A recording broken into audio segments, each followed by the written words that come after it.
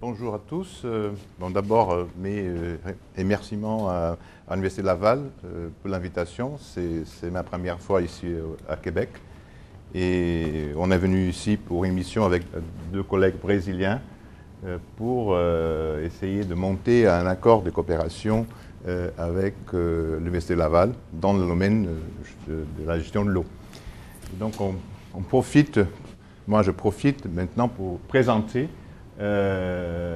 l'état de la gestion de l'eau au Brésil.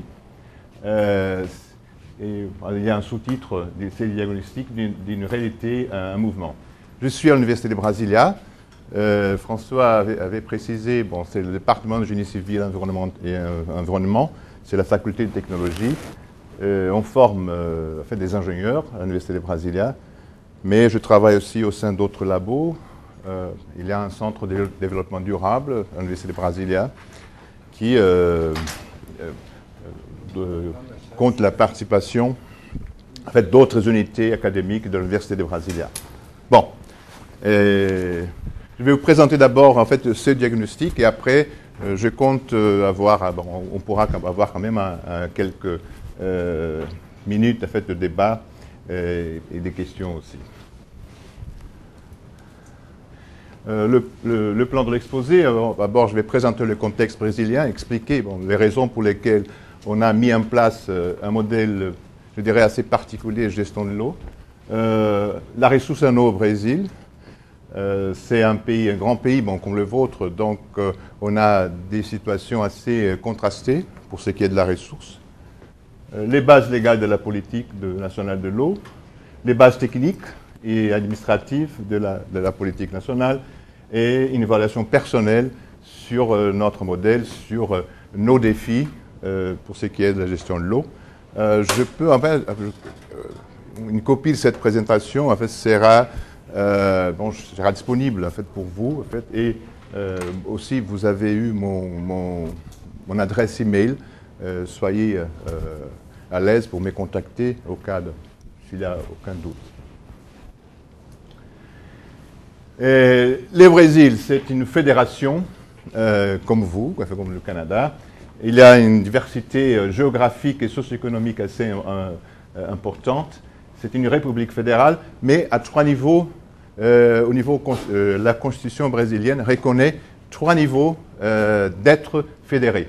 Donc il y a l'ensemble nous appelons des États, mais l'ensemble des provinces. Nous appelons l'Union, c'est l'État fédéral. Et les provinces, nous en avons 27. Et les municipalités qui sont reconnues au niveau constitutionnel comme étant des êtres appartenant à la fédération brésilienne. Et il y a plus de 5600 municipalités au Brésil. Donc, on cohabite avec trois niveaux administratifs, trois niveaux de loi, de règlement. Et parfois, c'est assez compliqué de mettre en place des politiques en fonction de cette diversité fédérative qu'on a. Il y a aussi une certaine diversité climatique. Bon, c'est un pays tropical. On est l'équateur qui croise le nord du Brésil, ici les tropiques de Capricorne, mais on a les climats équatorial, climat tropical, on a même un climat sémaride, c'est la région nord-est du Brésil, et on a un climat subtropical. Croyez-vous, il y a même de la neige au Brésil tous les ans. Au sud du Brésil, on a de la neige. Elle ne tient pas, mais au moins on a quelques flocons tous les ans. C'est un pays assez contrasté. Et un autre aspect assez important, les Brésiliens, nous aimons beaucoup les plages, la mer. Donc la population est concentrée sur la côte. 80% des Brésiliens habitent pas à moins de 100 km de la côte de l'océan Atlantique. Donc c'est un pays il y a une concentration de population, ça va du nord du Brésil au sud.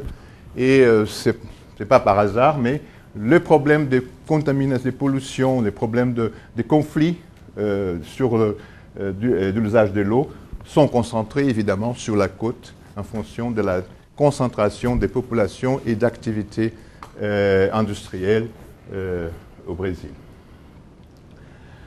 Un terme moyen, ça c'est la ressource de la planète, je pense que vous connaissez bien. C'est un peu la disponibilité en eau par habitant. Et on est très très bien placé, en fait, le Brésil, parce que c'est un pays en moyenne, il y a de l'eau. Il n'y a pas de, si l'on prend la moyenne, mais la moyenne, c'est toujours compliqué de la considérer. C'est comme le Canada aussi, ce sont des pays riches en eau. Il y a même un contentieux entre nos deux pays. En fait, le pays le plus riche en eau douce, si l'on prend en compte en fait, l'eau qui coule, c'est le Brésil, parce que ici c'est l'eau en forme de neige ou glace. C'est le Canada qui dispose de la réserve la plus importante. Bon, mais c'est en moyenne. Donc on pourrait dire on n'a pas de problème au Brésil. C'est un atout pour le siècle 21, mais ce n'est pas si simple que ça. D'ailleurs, ici, c'est assez intéressant si on considère les pays, la surface de chaque pays proportionnelle à la quantité d'eau disponible, d'eau douce. On voit que l'Amérique du Sud, c'est un continent assez riche, et par rapport à l'Afrique, par exemple.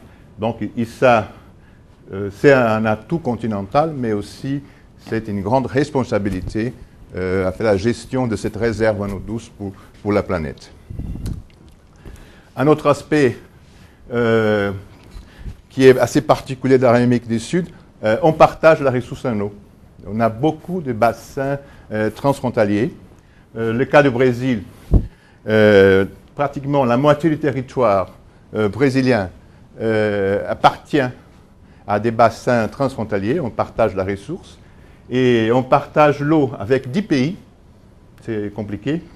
Même avec l'Équateur, c'est un pays avec lequel on n'a pas de frontières politiques, mais on partage le bassin amazonien, le seul pays avec lequel on ne partage ni des frontières ni d'eau. Amérique du Sud, c'est le Chili. Par contre, on importe beaucoup en fait, d'eau virtuelle du Chili en forme de vin. Donc on est un gros importateur de vin chilien, donc on a une consommation importante. Et voyez-vous, donc c'est quand même 10 pays et on a, pour le bassin du Plata, cette région-là, on est le pays en amont, donc avec une certaine logique de pays en amont, avec parfois des méfiances des pays en aval. Par contre, pour les bassins amazoniens, on est les pays à l'aval. Donc, toutes les activités maintenant avec l'occupation de l'Amazonie, avec l'exploitation de l'Amazonie péruvienne, bolivienne, colombienne, d'Équateur aussi, en fait, les impacts pourraient avoir lieu au Brésil. Bon, ça c'est un terme continental. Il y a une division hydrographique nationale qui a été faite, approuvée au niveau du Conseil national des ressources en eau. Donc c'est une division en 12 grandes régions hydrographiques. C'est une division pour la planification. Et assez intéressant ici, on a la sphère qui est là, est proportionnelle à la disponibilité en eau douce. Donc le partage est assez inégal au Brésil. 50% de l'eau, justement, on va la trouver en Amazonie, où vit 4% de la population brésilienne. Donc, c'est pas équitable en termes de partage. Si l'on considère ici le Brésil, on voit par exemple qu'on a des régions, ça c'est le nord-est du Brésil, où la ressource est déjà faible. Et sous la côte aussi, on commence à avoir des problèmes en termes de disponibilité en eau.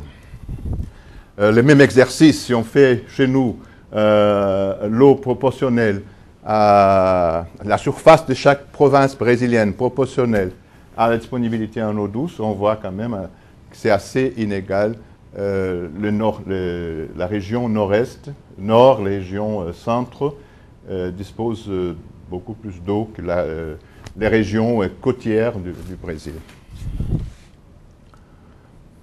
On passe rapidement. C'est un grand pays, on a des différents problèmes, des différentes questions liées à l'eau.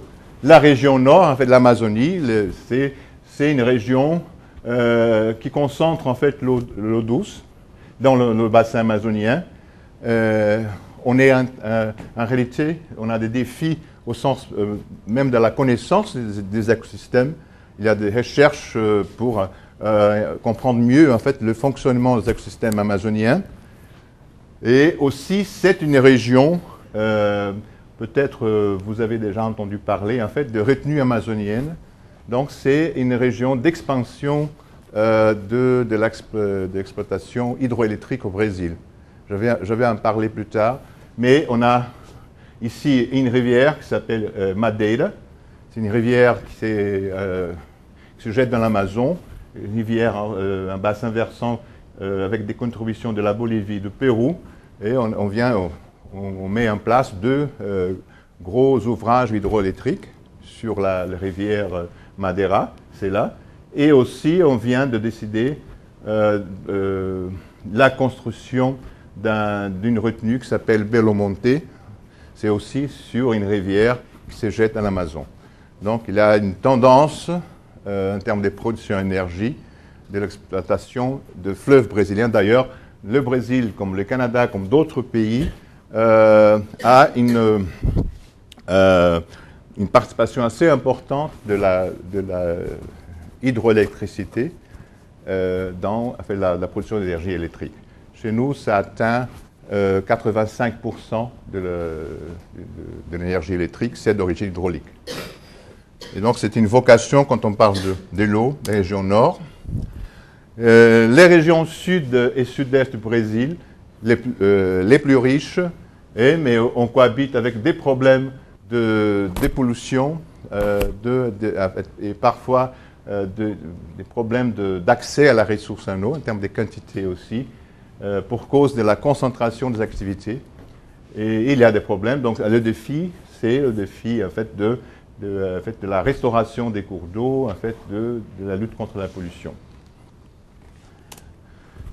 La région nord-est, c'est la région la plus sèche du Brésil. C'est la région qui présente les indicateurs sociaux les plus défavorables du pays. C'est une région d'occupation assez ancienne. Le Brésil a démarré dans cette région-là, comme pays.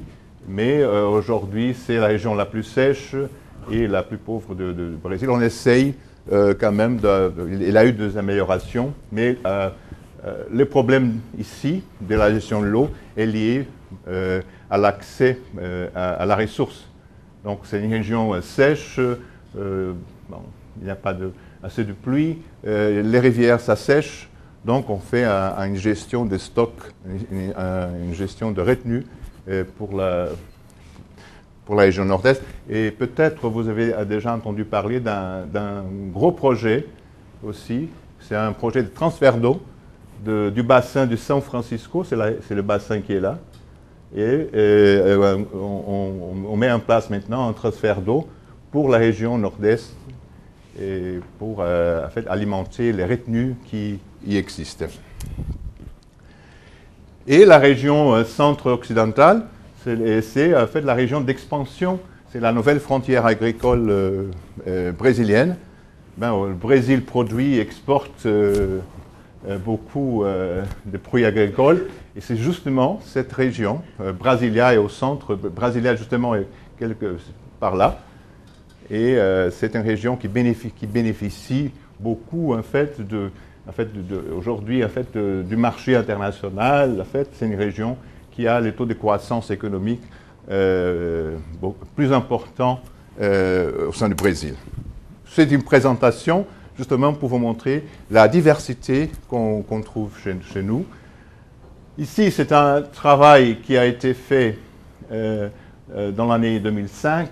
C'est au niveau plutôt général un bilan demande ressources en eau.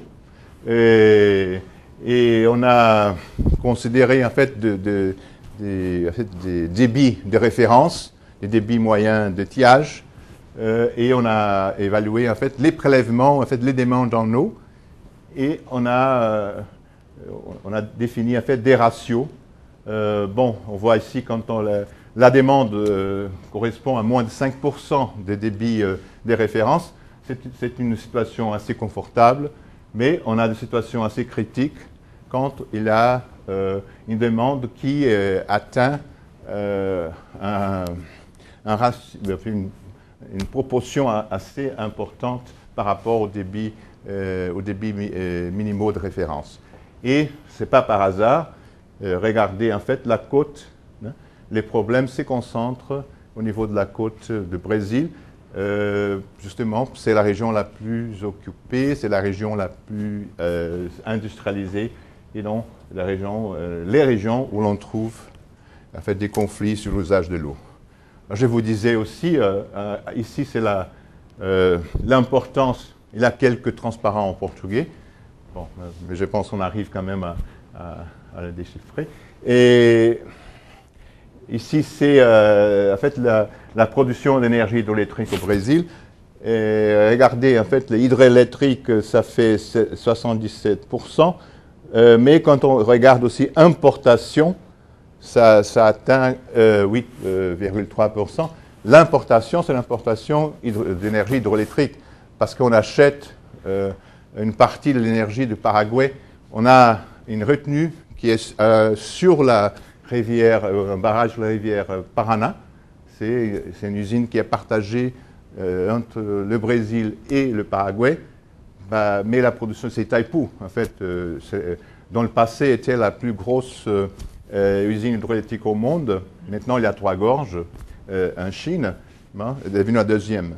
Mais on achète une partie de l'énergie du Paraguay parce qu'il y a un excédent de production paraguayen. Et un aspect important pour nous, ça explique un peu certains choix qu'on a fait historiquement. Les systèmes de production d'énergie, il est interconnecté. Et donc, toute cette partie du Brésil, sauf les États, ces provinces qui sont là, de la région nord, tous les États des provinces du Brésil sont interconnectés par des réseaux de distribution d'énergie. Donc, on bénéficie quand même de la production de plusieurs en fait, bassins versants hydroélectriques. Les gens qui habitent à Brasilia, par exemple comme moi, on peut parfois avoir de l'énergie du sud, d'Itaipu, du sud, du nord-est et même du nord du Brésil par le biais des transmissions d'énergie. C'est une façon même d'avoir des exportations, des transferts d'eau. C'est par le biais des transferts d'énergie qu'on a. Et on bénéficie, c'est assez intéressant, des régimes hydrologiques différents.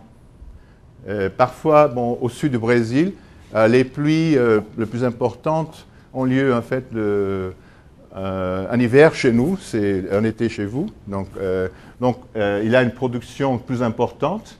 Et en hiver, c'est la région sud exporte l'énergie vers le nord.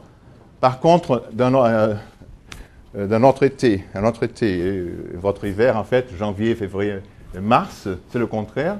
C'est la région du nord exporte l'énergie vers le sud et on bénéficie de cette diversité même hydrologique qu'on trouve chez nous. Et maintenant, on va intégrer à ce réseau-là en fait, les retenues amazoniennes, les usines amazoniennes. Donc, c'est, je dirais, un choix stratégique que le Brésil a fait. Dans le temps, on était beaucoup critiqué parce que, pour cause des impacts environnementaux des retenues. Et maintenant, on essaye quand même de construire des barrages moins importants, donc avec des impacts, dans les cas du Madeira, par exemple. Il avait la possibilité d'un gros barrage. On a décidé de construire en fait 2 barrages.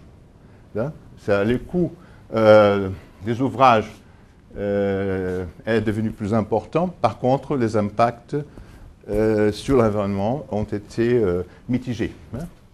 D'accord ? Et je disais, en fait, on a été beaucoup critiqué, mais aujourd'hui, je pense que la production hydroélectrique regagne une certaine valeur, en fait, parce que il n'y a pas de consommation la production de carbone, et donc c'est quand même une production renouvelable. Donc on est bien placé maintenant en termes de production d'énergie. Bon, ça c'est en termes de potentiel. Et on voit, par exemple, on a exploré que 9% du potentiel hydroénergétique de la région nord. Bon, une présentation rapide des défis. Nous avons des problèmes complexes à résoudre du fait de la diversité des conditions socio-économiques du Brésil. On a une dette sociale assez importante, donc on a des défis vis-à-vis en fait, de notre société, de la diversité des conditions climatiques, de la diversité des situations concernant les ressources disponibles et un problème, un défi permanent, c'est le défi administratif, institutionnel, politique et d'intégration entre les trois niveaux d'administration. Le contexte légal chez nous, nous avons eu la Constitution 88 qu'on appelle la Constitution citoyenne, parce qu'elle a été justement établie après en fait, des années des régimes militaires, en fait, des dictatures au Brésil. Donc on vit, depuis l'année 88, c'est un pays démocratique, hein, des élections régulières, en fait, de changements politiques. Donc c'est un pays démocratique actuellement. Et la Constitution, c'est une définition constitutionnelle, établit l'eau comme un bien public qui peut être utilisé à partir de la concession d'un droit d'usage. Et donc, il n'y a pas d'eau privée au Brésil, ça n'existe pas. Donc, même si, en fait, j'ai une ferme, si je vais percer un puits, techniquement, l'eau ne m'appartient pas. Il faut que je demande une autorisation, parce que c'est un patrimoine public. Et octroyer des concessions est une prérogative de l'Union, qu'on appelle, c'est l'État fédéral, et des provinces. Là, il y a un défi assez compliqué. La Constitution reconnaît deux gérants de l'eau, de biens publics. Nous avons des rivières fédérales, donc une rivière en fait qui croise deux provinces, qui sert de frontière entre deux provinces, le Brésil et un autre pays. C'est une rivière reconnue comme fédérale, et une rivière qui est gérée, la police des eaux est assurée par le niveau fédéral. Par contre, si j'ai une rivière en fait qui prend ses sources et qui s'y jette dans le territoire d'une seule province, c'est une rivière provinciale, ainsi que les eaux souterraines. Donc, on a deux niveaux de contrôle des polices des eaux, soit fédéral, soit niveau provincial. Le problème que l'eau, elle ne sait pas très bien si elle est fédérale ou si elle est provinciale, elle coule, et ça pose des problèmes parfois. Et c'est un défi permanent pour nous. Les cours d'eau, justement au Brésil, ont deux statuts. Ceux qui prennent leurs sources et ont leurs embouchures dans le territoire d'une province sont des rivières provinciales. Ceux qui servent de frontières sont des rivières fédérales. Et voilà, c'est une carte schématique, mais on voit bien le Brésil en vert, les rivières provinciales, en rouge, les rivières fédérales. Il y a des provinces au Brésil qui pratiquement gèrent ces eaux, parce qu'il n'y a pas de rivière, parce que quand les limites politiques des provinces coïncident avec des lignes de crête, par exemple, donc les eaux sont des eaux provinciales, parce que le bassin versant est provincial. Par contre, d'autres États, par exemple, d'autres provinces comme celle-ci, qui reçoivent en fait des rivières en fait, de l'étranger, pratiquement la police des eaux est assurée par le niveau fédéral. Donc voilà, il y a quand même certaines différences. Bon, la Constitution a aussi défini au Brésil, la Constitution de 88, qu'il fallait mettre en place un modèle de gestion de l'eau. C'est la raison pour laquelle, dans l'année 97, on a approuvé la loi brésilienne qui a créé un modèle institutionnel pour la gestion de l'eau et a défini la politique nationale des ressources en eau au Brésil. Cette loi a créé un modèle institutionnel constitué par un conseil délibératif de haut niveau qui s'appelle le Conseil national des ressources en eau. Je vais en parler. Et des comités de bassin et des agences de bassin. Je pense que le Québec a aussi adopté les principes en fait, de gestion par des comités de bassin. Donc, il y a ici des similitudes entre les deux pays. La loi brésilienne a aussi créé des outils de gestion, et les plans de ressources en eau, les classements de rivières, la concession des droits d'usage de l'eau, les redevances. Et c'est tout nouveau au Brésil.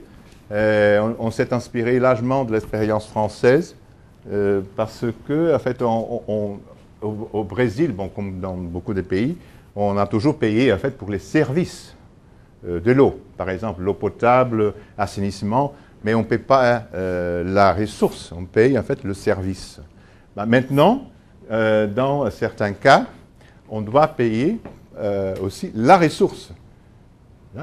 Généralement, si la ressource, s'il y a une certaine dispute vis-à-vis en fait, de la ressource en eau, donc on va reconnaître en fait la valeur économique de l'eau, l'eau en nature, et il y aura une redevance par en fait le service naturel de nous rendre l'eau.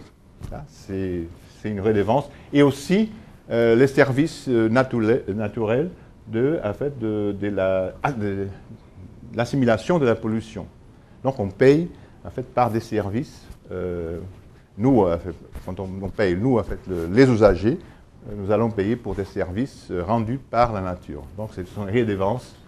Et ça a été mis en place au Brésil et dans certains bassins. Et un système national d'information, ressources en eau aussi, a été mis en place. Je parlais de la gestion des services, c'est tout à fait différent. Les services qui se servent de l'eau sont soumis à un système différent de gestion. La production d'énergie hydroélectrique est une concession fédérale, donc du fait justement d'un système assez interconnecté. Et donc c'est toujours le niveau fédéral qui octroie les autorisations. Les municipalités sont chargées des services d'eau potable et d'assainissement. Les contrôles de la potabilité de l'eau distribuée à la population est aussi une prérogative fédérale de santé publique. Donc il y a une directive fédérale de santé publique pour l'eau potable. Les licences environnementales peuvent être octroyées par les administrations municipales, provinciales ou fédérales, c'est compliqué, en fonction de la nature des impacts sur l'environnement.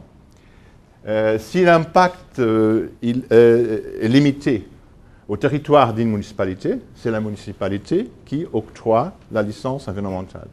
Si en fait l'impact est limité en fait, dans l'espace d'une province, c'est à niveau provincial. Par contre, si c'est par exemple un gros barrage, c'est une autorisation fédérale. Et c'est d'abord, en fait, on ne sait pas très bien, c'est un peu en évaluant en fait, l'ouvrage qu'on décide, bon, cela c'est une autorisation municipale, locale. Bon, de cette façon au Brésil, la gouvernance de l'eau, la gouvernance de la gestion de l'eau dépend toujours du niveau de coopération entre les différents niveaux de gouvernement. Et en fait, je n'ai souligné en fait, que l'aspect administratif. Donc, la gestion de l'eau au Brésil, c'est important, on va voir. Elle est basée sur une coopération, sur une participation obligatoire, en fait, du pouvoir public, mais aussi des usagers et de la société civile. Voilà, ça c'est un peu notre système, les trois niveaux hein, dont je faisais mention, c'est le national, provincial et le niveau de bassin, parce qu'on a des rivières en fait fédérales, des rivières, des eaux fédérales et provinciales. Et les municipalités peuvent participer au niveau des conseils.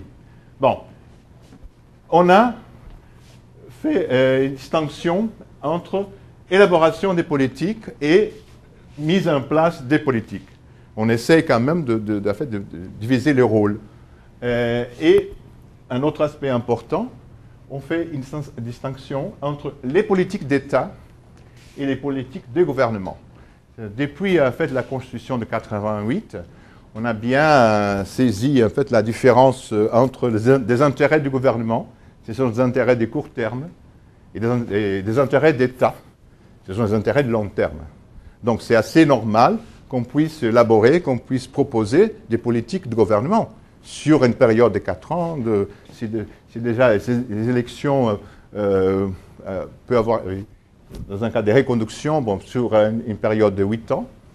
Mais il y a des politiques beaucoup plus dans les longs termes. Et on appelle les politiques d'État. Donc on a mis en place au Brésil, pas seulement pour le domaine de l'eau, mais pour les politiques publiques d'une façon générale, le principe des conseils nationaux.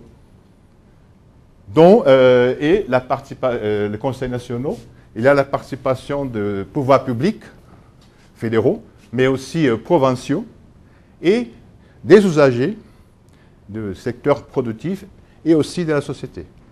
Donc, et c'est en fait, ce sont les conseils qui définissent les politiques d'État et qui approuvent les politiques d'État. D'une façon analogue, on a aussi le conseil provincial pour les politiques d'État au niveau de chaque province au Brésil.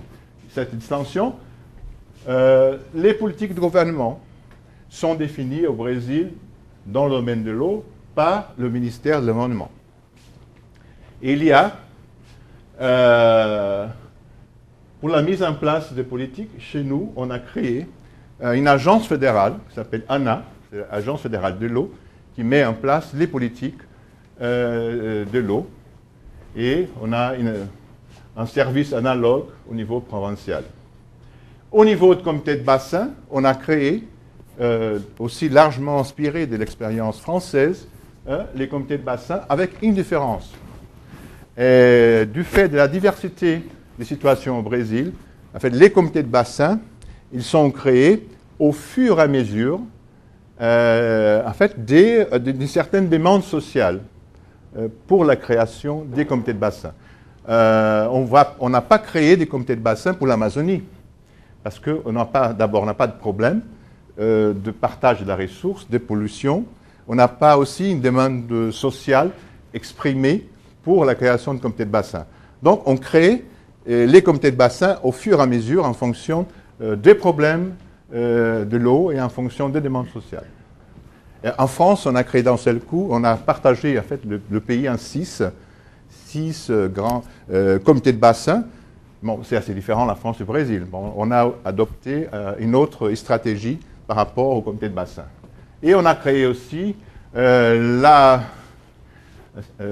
l'agence de l'eau au niveau de bassin, c'est un peu le niveau exécutif des politiques de l'eau dans le bassin versant. Voilà. C'est compliqué. Par contre,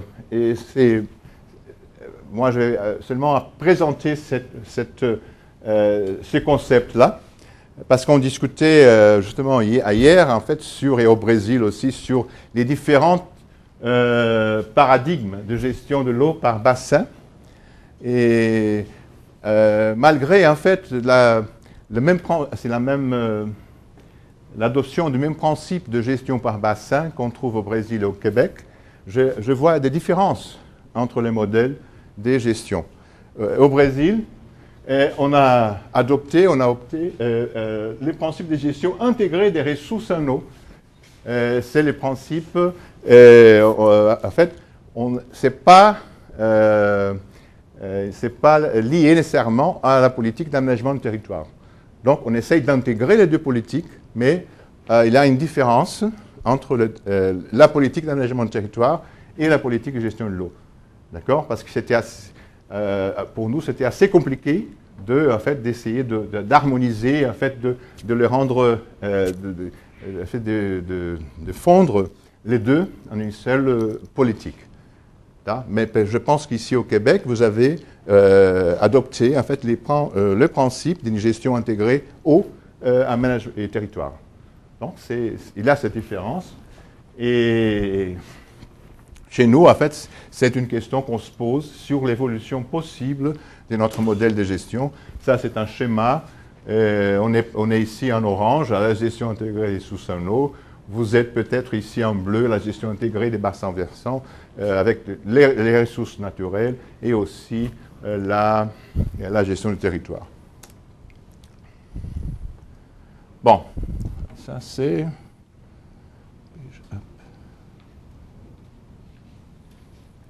Voilà. Un aspect important aussi, c'est il y a eu une évolution dans le temps au niveau du Brésil. Si l'on prend l'année 91, il n'y avait ici que la province de São Paulo qui disposait en fait d'une loi provinciale. Et on a commencé au Brésil la discussion. Il y a quand même certaines références. La première loi provinciale, c'est la loi de São Paulo, c'est l'année 91. C'est en fait l'État de notre ami Pedro Jacobi, qui participe de la mission ici, et qui a... Pourquoi São Paulo? Bon, d'abord parce que c'est l'État le plus développé du Brésil, la province la plus développée, mais certainement parce que aussi, c'est là où il y avait des gros problèmes de pollution, de contamination, des problèmes de partage de la ressource en eau. Donc, en fait, c'est une réaction aux problèmes vécus par la province de São Paulo. Et on a mis en place, si l'on prend en compte une période de 16 ans, sous une perspective historique, c'est rien du tout, 16 ans. Et c'est la mise en place au Brésil. On a réussi à avoir des lois provinciales de l'eau dans tous les pays en 16 ans. Et c'est intéressant parce qu'on a commencé justement sur la côte, là où il y a des problèmes. Ici, les conseils provinciaux de l'eau, aussi une évolution sur 20 ans. Et, il y avait à São Paulo, toujours São Paulo, c'était l'année 87, il y avait déjà un conseil provincial de l'eau. Et aujourd'hui, en 2011, toutes les provinces disposent d'un conseil provincial de l'eau. Il y a une exception, c'est la province de Acre, qui est ici, au nord. En réalité, ce n'est pas un conseil provincial de l'eau, c'est un conseil provincial de l'environnement qui dispose d'une chambre technique de l'eau. Voilà, c'est un peu ça. D'ailleurs, la question en Amazonie, eau, est très, très imbriquée, très, très liée à la question environnementale. C'est différent, en fait, du reste du pays où nous avons des problèmes de pollution, d'un usage économique de la ressource plus important.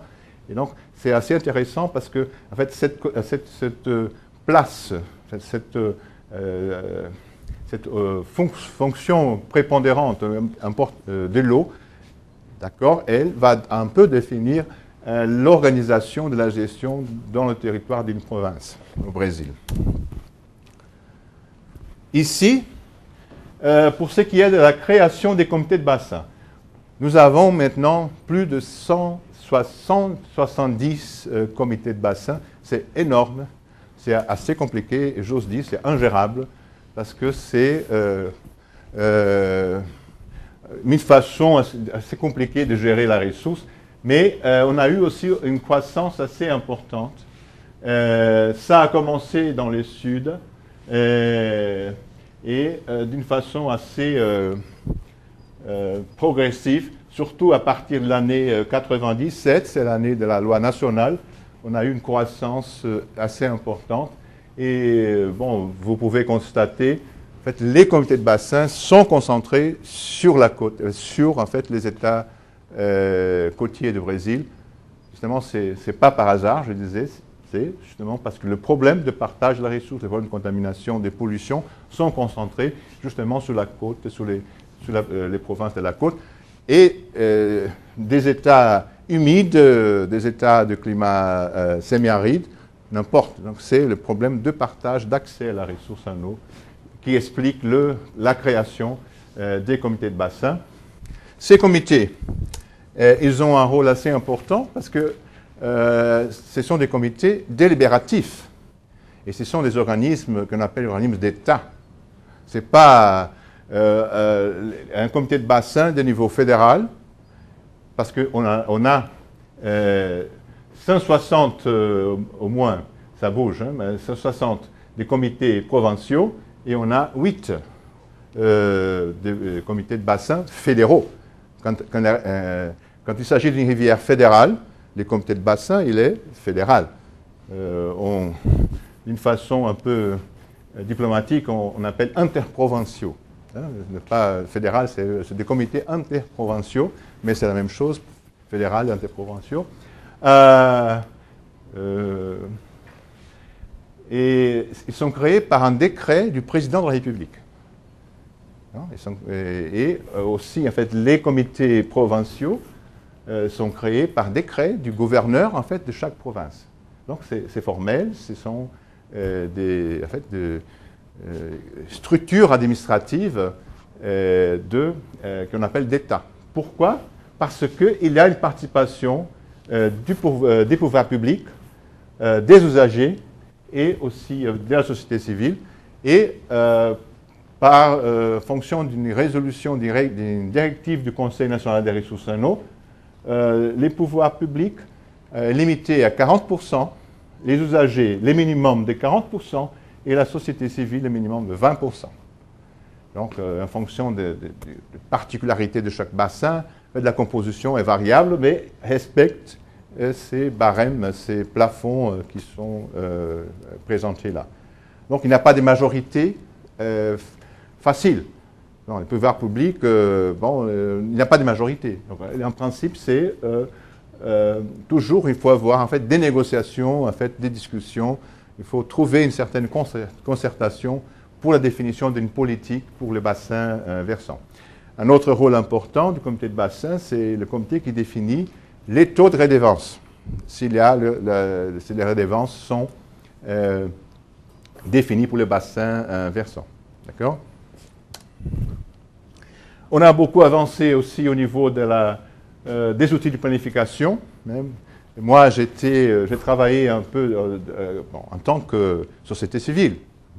Professeur de l'Université de Brasilia, je participe à une chambre technique et je participe, pas comme gouvernement, mais avec ma casquette de société civile, je participe à la définition de la planification, du plan national. On a plusieurs niveaux de plans, de plan national de ressources en eau, de plan provincial de ressources en eau, des plans des bassins versants et régions hydrographiques. Chez nous, je pense que c'est quand même une caractéristique brésilienne, j'ose dire presque latine. On aime bien faire des plans.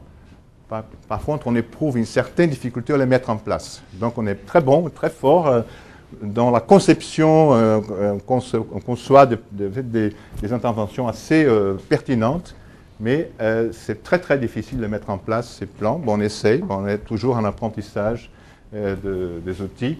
Mais ici, on a les plans provinciaux. Presque toutes les régions du Brésil. En rouge, les États qui ne disposent pas de plans provinciaux. J'ai présenté ça la semaine dernière. Il y avait Moem de Rio qui avait dit non, il y a une erreur. Déjà Rio, maintenant, met en place parce que je parle à ma collègue Ana Brito, qui vient de Rio, qui appartient à l'Université fédérale de Rio de Janeiro. Et donc, Rio vient de démarrer, en fait, son plan provincial. Et on a des plans aussi des bassins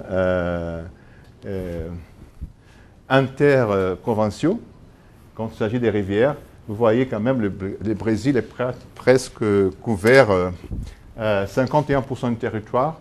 Et nous avons déjà des projets en fait, définitions sur en fait, l'utilisation de la ressource en eau, sur la protection de la ressource en eau. Nous avons des informations. Voilà. Pour finir, en fait, ça c'est le plan national de ressources en eau, un plan de directive qu'on a défini. On l'a approuvé en mars 2006. À l'époque, c'était le président de la République qui a présenté en fait le plan aux Brésiliens. Voilà, vous avez déjà un plan national de ressources en eau. C'était à l'époque notre président et à l'époque notre ministre de l'Environnement. Bon, je disais, il est très très bien conçu, très bien fait, mais on n'a pas mis en place en fait toutes les propositions et tous les projets programmes qui étaient prévus au sein du plan national. On travaille maintenant justement une sorte de révision du plan national. Voilà, pour terminer, mon but c'était de vous présenter en fait la situation au Brésil en termes de gestion de l'eau. Je présente maintenant une évaluation personnelle. Une fois, je participe, en fait, je travaille dans le domaine de l'eau au Brésil depuis, donc ça date, depuis une trentaine d'années. Et c'est mon évaluation personnelle. C'est un système qui est en construction permanente. Donc on est toujours confronté à des défis et à des questions nouvelles. Voilà. En fait, des polluants émergents, en fait, d'autres, en fait, le changement climatique. Donc il y a beaucoup de défis permanents, des questions qui se posent en permanence. Les principes de l'eau en tant que bien public est présent dans la loi, mais pas toujours dans les politiques des usagers, les pratiques des usagers.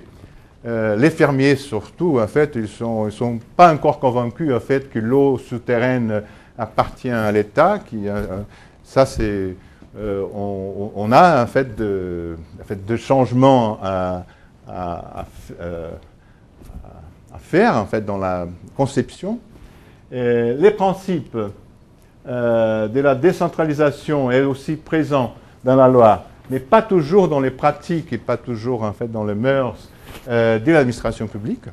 L'administration publique, elle aime bien le discours du contrôle social de l'administration publique, mais en vrai, parfois, en fait, c'est pas quelque chose qui est facile à mener. Donc, il y a, enfin, je dirais, en fait, des dérapages autoritaires parfois au niveau de la gestion de l'eau. Les principes de la participation est acquis. Ça, c'est assez intéressant. Dans plusieurs régions du Brésil. Donc, c'est un thème fédérateur, c'est un thème qui motive les gens, donc de la participation citoyenne. Et parfois, on crée des comités de bassin sans avoir un agenda précis. Voilà, et on est parfois, on se heurte à des situations c'est un peu économique, des coûts de transaction élevés. Donc la décision est prise, mais à un coût certainement élevé en fonction des discussions. En fait, c'est la concertation chère. Des intégrations sont encore nécessaires, surtout avec les politiques et les pratiques d'aménagement du territoire. Donc ça, c'est un défi pour nous. Comment avancer, comment intégrer les politiques? Voilà. Ça, on essaye, on a d'exemples intéressants, mais c'est un défi permanent. La participation des élus régionaux et locaux est encore faible. Donc c'est pas un thème c'est intéressant, c'est un thème qui motive en fait, les citoyens, c'est un thème qui est une thématique assez intéressante, mais par contre les décideurs politiques n'y sont pas. Je me demande, bon, il y a des raisons certainement, il n'y a pas une participation assez importante en fait, d'hommes, de femmes politiques au niveau du système. Le système n'a pas encore acquis une visibilité sociale. Sociale dans le sens, je dirais plutôt sociale, politique. C'est pas, en fait, ça vient pas en premier au niveau des agendas politiques. Ça, bon, on est très conscient en fait de l'importance de l'eau, de l'importance de la préservation, de la conservation de l'eau, mais on n'arrive pas à avoir une entente ou une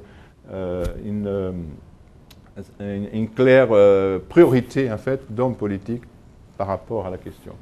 Et c'est un modèle démocratique, mais parfois un peu trop dépendant des circonstances et des volontés individuelles. Donc c'est la politique de la carotte, marche très bien, il y a des possibilités, par contre il n'y a pas de bâton, je dirais, en fait on ne pratique pas beaucoup, en fait, quand il y a par exemple une province qui n'avance pas d'une façon souhaitable, surtout quand il y a des problèmes entre deux provinces, en fait le niveau fédéral pourrait en fait avoir un rôle plus important, mais il n'exerce pas ce rôle-là. Voilà. Je finis en vous présentant en fait la rivière Amazon au Brésil. C'est un patrimoine de nous tous, brésiliens, mais aussi sud-américains et du monde. Donc c'est quand même une mission assez importante, la préservation, la gestion de l'eau, si l'on prend en compte en fait, les demandes et les défis de ce siècle-là. C'était ça, merci bien. Mais je suis à votre disposition pour des questions, pour clarifier en fait, certains aspects. Merci.